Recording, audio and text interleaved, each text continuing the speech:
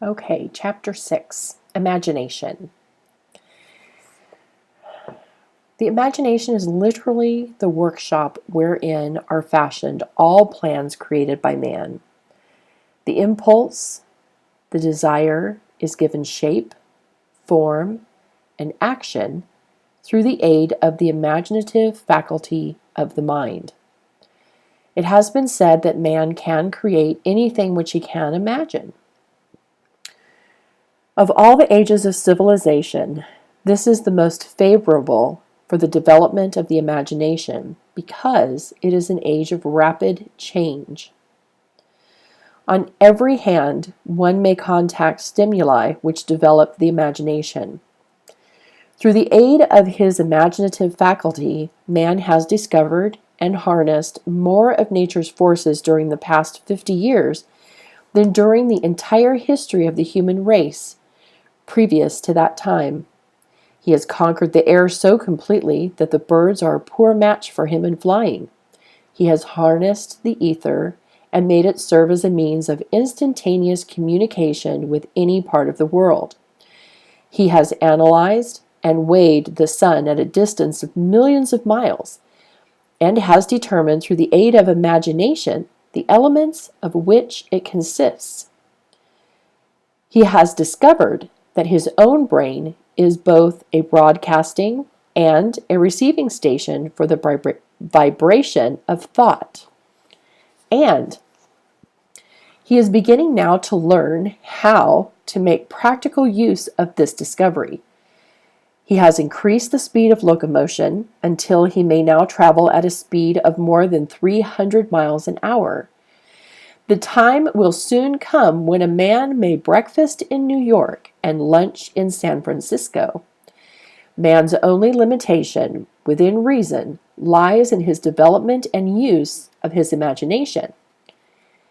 He has not yet reached the apex of development in the use of his imaginative faculty.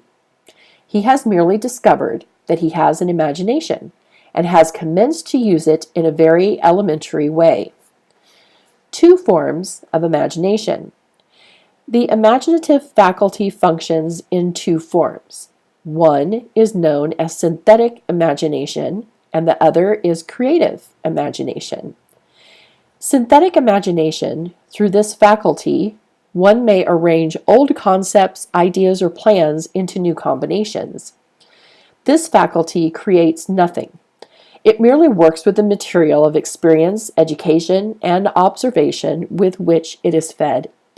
It is the faculty used most by the inventor, with the exception of the genius who draws upon the creative imagination when he cannot solve his problem through synthetic imagination. Creative imagination. Through the faculty of creative imagination, the finite mind of man has direct communication with infinite intelligence. It is the faculty through which hunches and inspirations are received. It is by this faculty that all basic or new ideas are handed over to man. It is through this faculty that thought vibrations from the minds of others are received. It is through this faculty that one individual may tune in or communicate with the subconscious minds of other men. The creative imagination works automatically in the manner described in subsequent pages. This faculty functions only when the conscious mind is vibrating at an exceedingly rapid rate, as for example when the conscious mind is stimulated through the emotion of a strong desire. The creative faculty becomes more alert, more receptive to vibrations from the sources mentioned in proportion to its development through use. This statement is significant. Ponder over it before passing on. Keep in mind, as you follow these principles, that the entire story of how one may convert desire into money cannot be told in one statement. The story will be complete only when one has mastered, assimilated, and begun to make use of all the principles. The great leaders of business, industry, finance, and the great artists, musicians, poets, and writers became great because they developed the faculty of creative imagination. Both the synthetic and creative faculties of imagination become more alert with use, just as any muscle or organ of the body develops through use. Desire is only a thought, an impulse. It is nebulous and ephemeral. It is abstract and of no value until it has been transformed into its physical counterpart. While the synthetic imagination is the one which will be used most frequently in the process of transforming the impulse of desire into money, you must keep in mind the fact that you may face circumstances and situations which demand use of the creative imagination as well. Your imaginative faculty may have become weak through inaction. It can be revived and made alert through use. This faculty does not die, though it may become quiescent through lack of use. Center your attention for the time being on the development of the synthetic imagination, because this is the faculty which you will use more often in the process of converting desire into money. Transformation of the intangible impulse of desire into the tangible reality of money calls for the use of a plan or plans. These plans must be formed with the aid of the imagination and mainly with the synthetic faculty.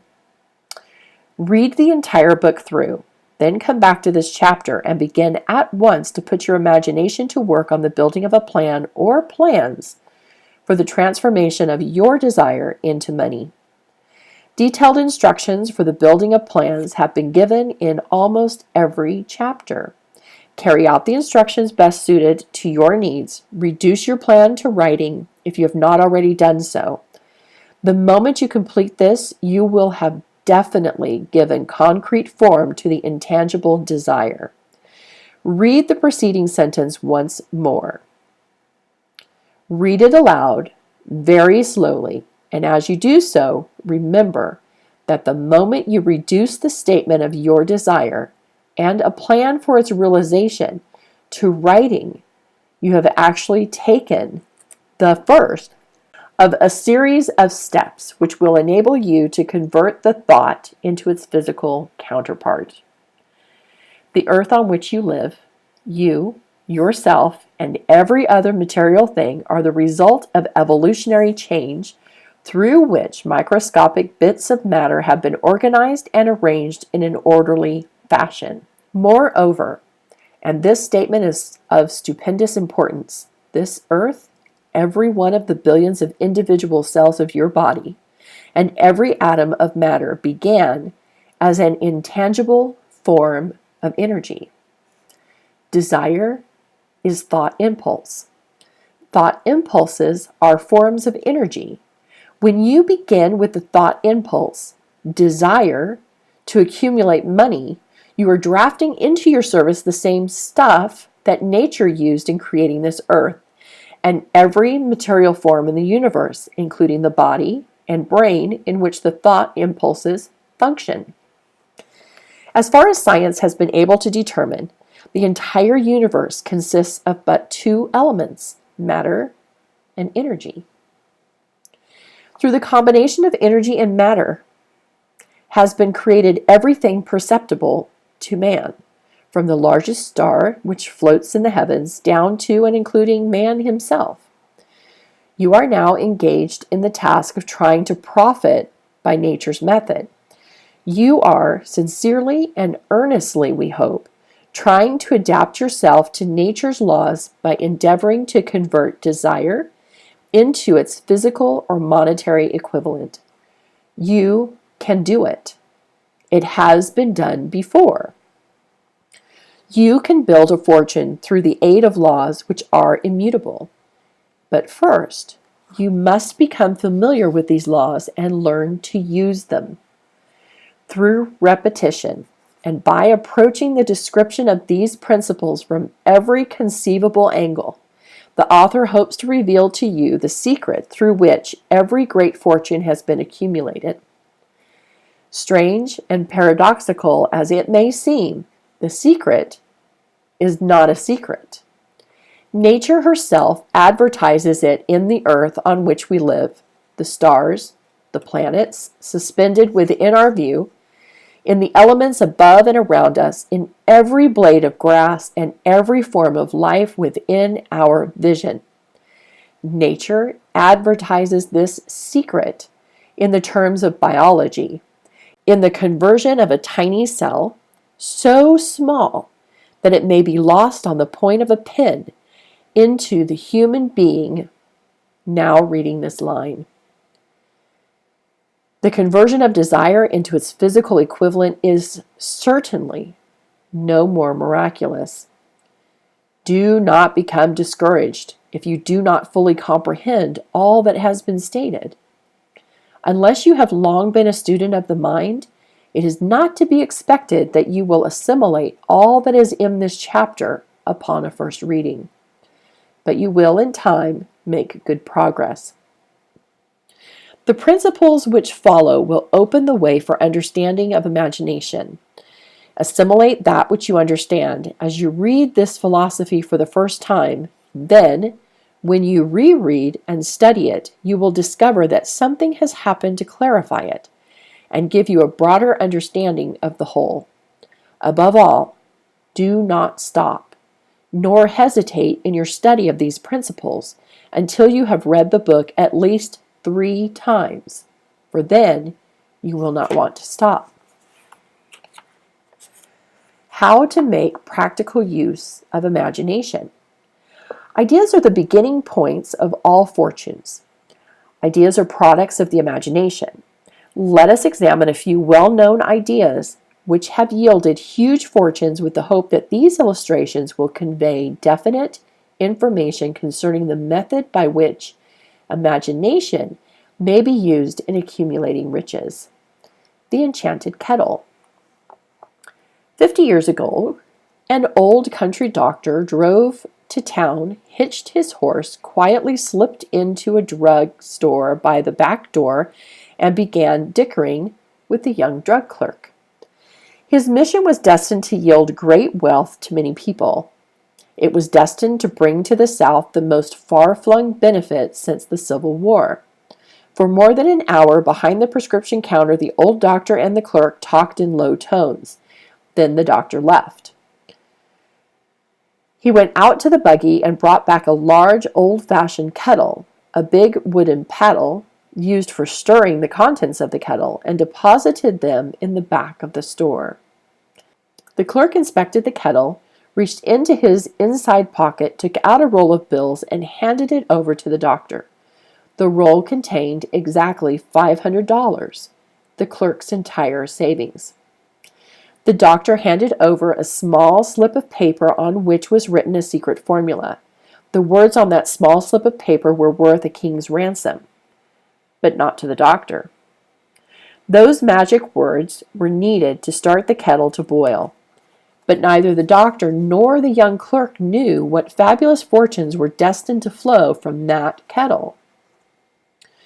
The old doctor was glad to sell the outfit for $500. The money would pay off his debts and give him freedom of mind. The clerk was taking a big chance of staking his entire life savings on a mere scrap of paper and an old kettle.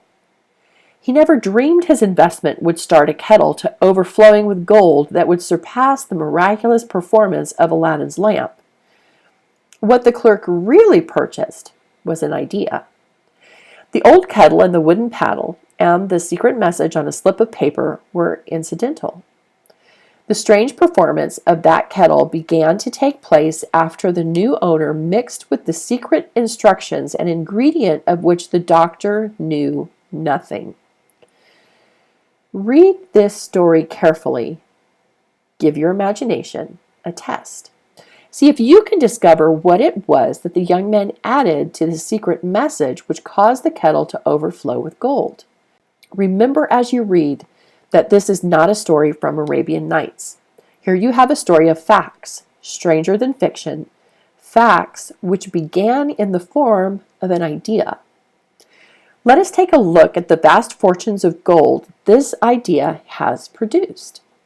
It has paid and still pays huge fortunes to men and women all over the world who distribute the contents of the kettle to millions of people.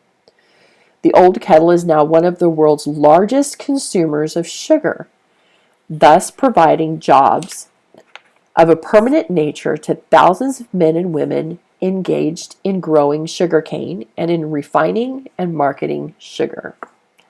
The old kettle consumes annually millions of glass bottles, providing jobs to huge numbers of glass workers. The old kettle gives employment to an army of clerks, stenographers, copywriters, and advertising experts throughout the nation. It has brought fame and fortune to scores of artists who have created magnificent pictures describing the product. The old kettle has converted a small southern city into the business capital of the South, where it now benefits directly or indirectly every business and practically every resident of the city. The influence of this idea now benefits every civilized country in the world, pouring out a continuous stream of gold to all who touch it. Gold from the kettle built and maintains one of the most prominent colleges of the South, where thousands of young people receive the training essential for success. The old kettle has done other marvelous things. All through the world, depression, when factories, banks, and business houses were folding up and quitting by the thousands, the owner of this enchanted kettle went marching on, giving continuous employment to an army of men and women all over the world, and paying out extra portions of gold to those who long ago had faith in the idea. If the product of that old brass kettle could talk, it would tell thrilling tales of romance in every language. Romances of love, romances of business, romances of professional men and women who are daily being stimulated by it. The author is sure of at least one such romance, for he was a part of it. And it all began not far from the very spot on which the drug clerk purchased the old kettle. It was here that the author met his wife, and it was she who first told him of the enchanted kettle. It was the product of that kettle they were drinking when he asked her to accept him for better or worse. Now that you know the content of the enchanted kettle is a wonderful famous drink, it is fitting that the author confess that the home city of the drink supplied him with a wife, also that the drink itself provides him with stimulation of thought without intoxication, and thereby it serves to give the refreshment of mind which an author must have to do his best work. Whoever you are, wherever you may live, whatever occupation you may be engaged in, just remember in the future, every time you see the words Coca-Cola, that its vast empire of wealth and influence grew out of a single idea, and that the mysterious ingredient the drug clerk, Asa Candler, mixed with the secret formula was imagination. Stop and think of that for a moment. Remember also that the 13 steps to riches described in this book were the media through which the influence of Coca-Cola has been extended to every city, town, village, and crossroads of the world, and that any idea you may create as sound and meritorious as Coca-Cola has the possibility of duplicating the stupendous record of this worldwide thirst killer. Truly, thoughts are things, and their scope of operation is the world itself. What I would do if I had $1 million. This story proves the truth of that old saying, where there's a will, there's a way. It was told to me by the beloved educator and clergyman, the late Frank W. Gonzalez, who began his preaching career in the stockyards region of South Chicago. While Dr. Gonzalez was going through college, he observed many defects in our educational system, defects which he believed he could correct if he were the head of a college. His deepest desire was to become the directing head of an educational institution in which young men and women would be taught to learn by doing. He made up his mind to organize a new college in which he could carry out his ideas without being handicapped by orthodox methods of education. He needed $1 million to put the project across. Where was he to lay his hands on so large a sum of money? That was the question that absorbed most of this ambitious young preacher's thought. But he couldn't seem to make any progress. Every night he took that thought to bed with him. He got up with it in the morning. He took it with him everywhere he went. He turned it over and over in his mind until it became a consuming obsession with him. $1 million is a lot of money. He recognized that fact. But he also recognized the truth that the only limitation is that which one sets up in one's own mind. Being a philosopher as well as a preacher, Dr. Gonzalez recognized, as do all who succeed in life, that definiteness of purpose is the starting point from which one must begin. He recognized, too, that definiteness of purpose takes on animation, life, and power when backed by a burning desire to translate that purpose into its material equivalent. He knew all these great truths, yet he did not know where or how to lay his hands on $1 million. The natural procedure would have been to give up and quit by saying, "Oh, well, my idea is a good one, but I cannot do anything with it because I never can procure the necessary $1 million." That is exactly what the majority of people would have said. But it is not what Dr. Gonzalez said. What he said and what he did are so important that I now introduce him and let him speak for himself.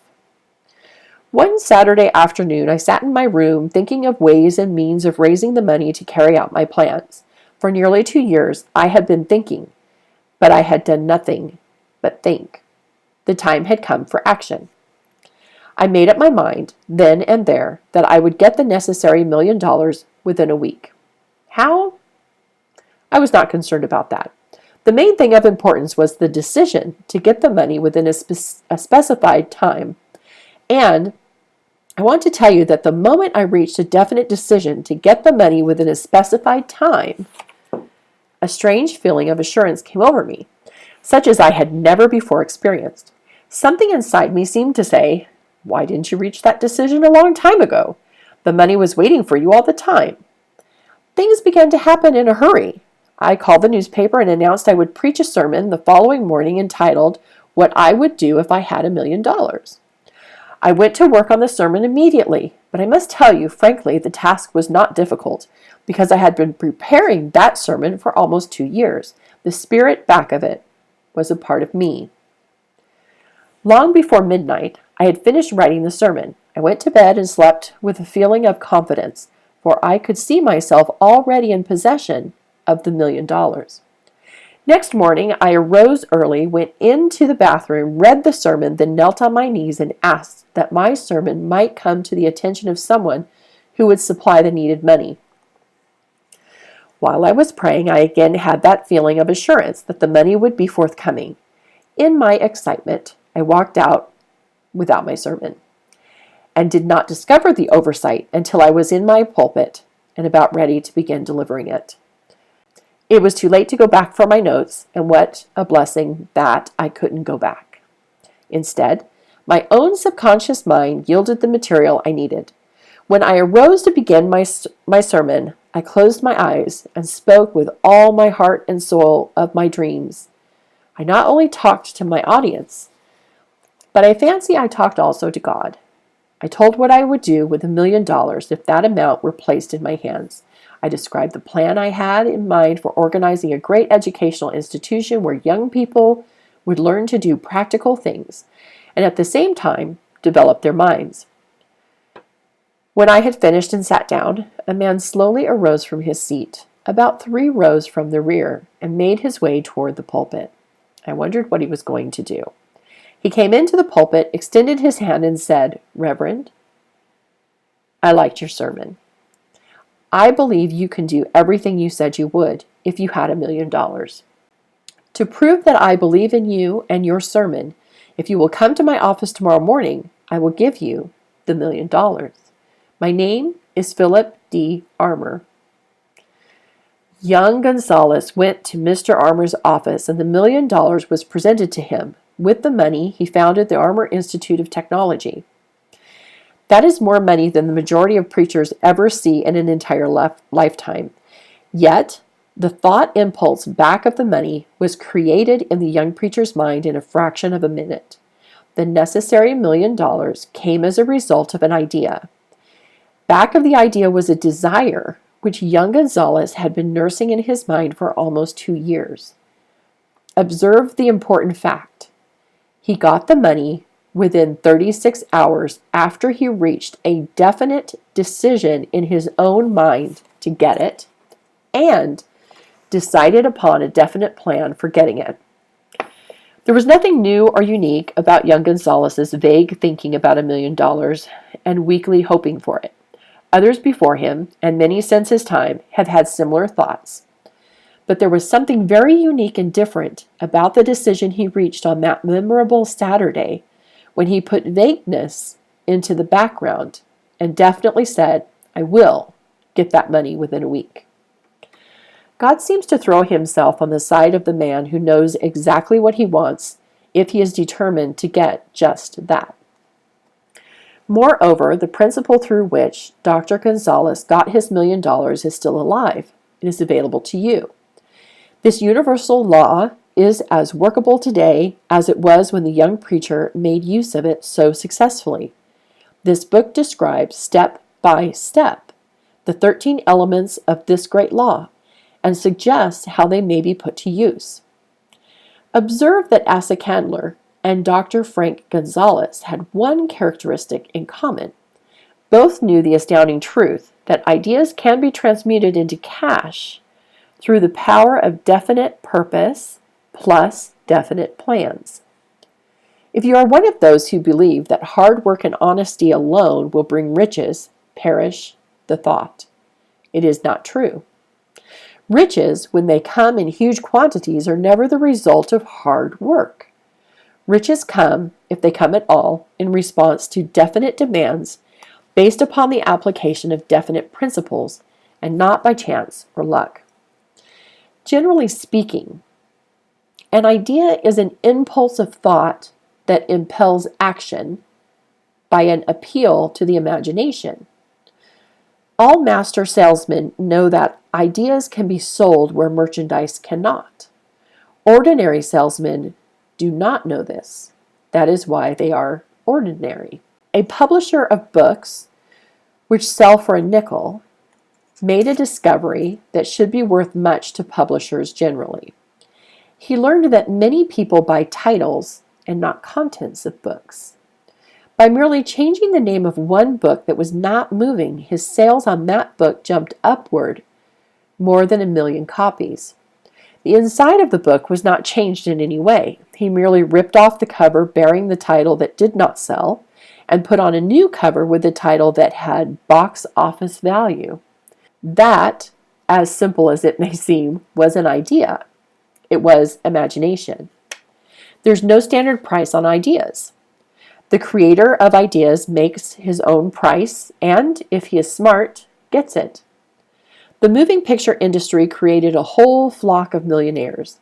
Most of them were men who couldn't create ideas, but they had the imagination to recognize ideas when they saw them.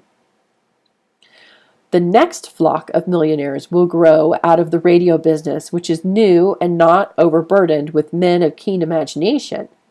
The money will be made by those who discover or create new and more meritorious radio programs and have the imagination to recognize merit and to give the radio listeners a chance to profit by it.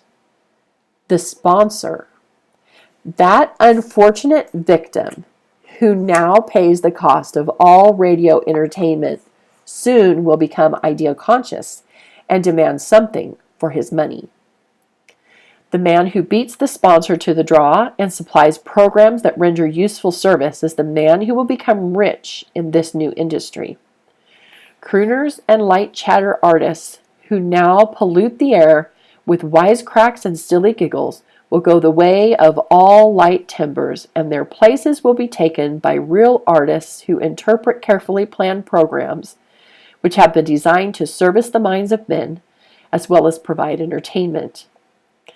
Here is a wide open field of opportunity screaming its protest at the way it is being butchered because of lack of imagination and begging for rescue at any price.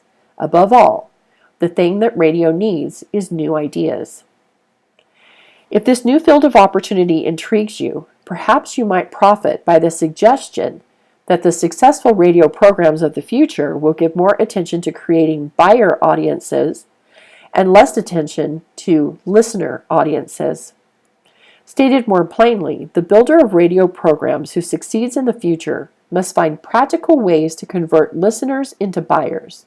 Moreover, the successful producer of radio programs in the future must key his features so that he can definitely show its effects upon the audience. Sponsors are becoming a bit weary of buying glib selling talks based upon statements grabbed out of thin air. They want, and in the future will demand, indisputable proof that the Who's It program not only gives millions of people the silliest giggle ever, but that the silly giggler can sell merchandise. Another thing that might as well be understood by those who contemplate entering this new field of opportunity, radio advertising is going to be handled by an entirely new group of advertising experts, separate and distinct from the old-time newspaper and magazine advertising agency men. The old-timers in the advertising game cannot read the modern radio scripts because they have been schooled to see ideas. The new radio technique demands men who can interpret ideas from a written manuscript in terms of sound. It costs the author a year of hard labor and many thousands of dollars to learn this. Radio, right now, is about where the moving pictures were when Mary Pickford and her curls first appeared on the screen. There's plenty of room in radio for those who can produce or recognize ideas. If the foregoing comment on the opportunities of radio has not started your idea factory to work, you had better forget it. Your opportunity is in some other field. If the comment intrigued you in the slightest degree, then go further into it, and you may find the one idea you need to round out your career. Never let it discourage you if you have no experience in radio. Andrew Carnegie knew very little about making steel. I have Carnegie's own word for this, but he made practical use of two of the principles described in this book and made the steel business yield him a fortune. The story of practically every great fortune starts with the day when a creator of ideas and a seller of ideas got together and worked in harmony. Carnegie surrounded himself with men who could do all that he could not do, men who created ideas and men who put ideas into operation, and made himself and the others fabulously rich. Millions of people go through life hoping for favorable breaks. Perhaps a favorable break can get one an opportunity, but the safest plan is not to depend upon luck. It was a favorable break that gave me the biggest opportunity of my life, but 25 years of determined effort had to be devoted to that opportunity before it became an asset. The break consisted of my good fortune in meeting and gaining the cooperation of Andrew Carnegie. On that occasion, Carnegie planted in my mind the idea of organizing the principles of achievement into a philosophy of success. Thousands of people have profited by the discoveries made in the 25 years of research, and several fortunes have been accumulated through the application of the philosophy. The beginning was simple. It was an idea which anyone might have developed. The favorable break came through Carnegie.